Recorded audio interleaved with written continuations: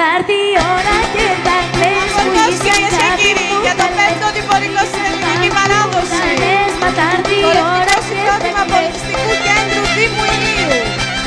Χοροδιδάσκαλος ο Γιώργος Φραγκάκης και στην απονομή ο ίδιος. Χορευτική ομάδα ΟΤΕ, χοροδιδάσκαλος ο Βασίλης Δημητρόπουλος. Και στην απονομή ο υπεύθυνος του χορευτικού ο κύριος Μαθεούλης Κωνσταντίνος. Χειροκροτήστε την Αμοργό! Ο πρόεδρος του Ομίλου UNESCO, νομού Πειραιώς και Νήσων, κύριος Ιωάννης Μαρονίτης για την απονομή.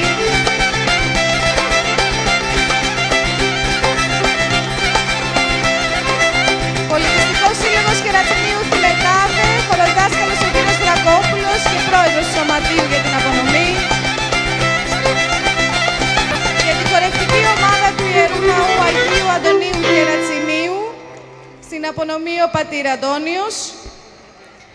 Για τον Σύλλογο Αξιωτών Αγίων Αναργύρων, η υπεύθυνη του χορευτικού, η κυρία Ξεφτέρη Μαρία.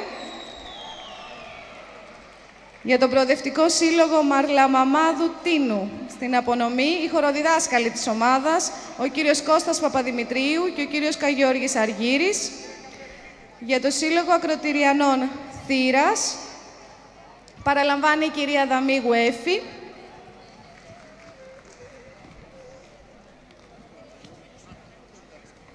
Στις απονομές είναι κοντά μας ο κύριος Γιώργος Εκατερινίδης, διδάκτορ λαογραφίας.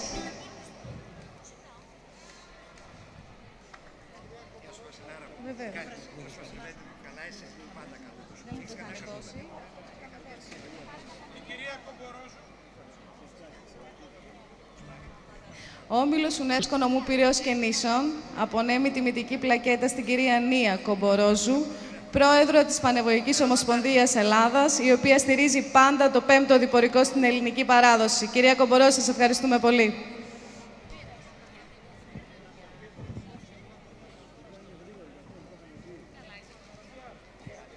Κοντά μας είναι ο κύριος Παντελιάς Νίκος, πρόεδρος του Συλλόγου Ναξιωτών Αγίων Αναργύρων, ο οποίος και θα παραλάβει το μετάλλιο και τους επένους για το συγκρότημα.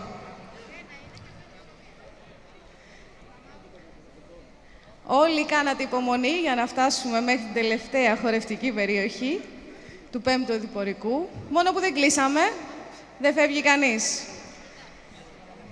Φινάλε στο 5ο Οδηπορικό στην ελληνική παράδοση.